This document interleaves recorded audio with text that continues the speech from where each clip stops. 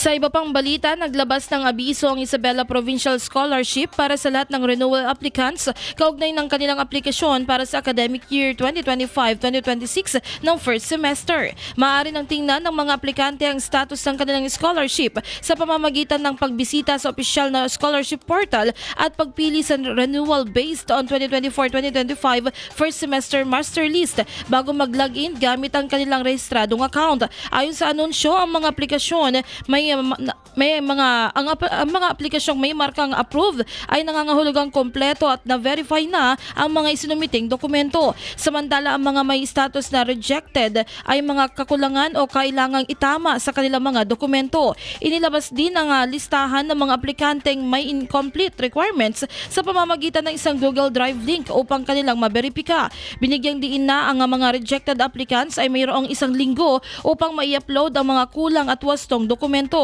Kailangang tiyakin na malinaw, tama at kompleto ang detalye ng mga ipapasa, kabilang ang pangalan ng aplikante, semester at school year, at sundin ang lahat ng itinakdang guidelines sa aplikasyon.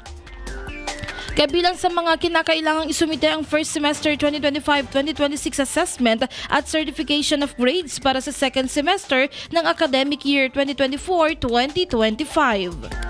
IFM News.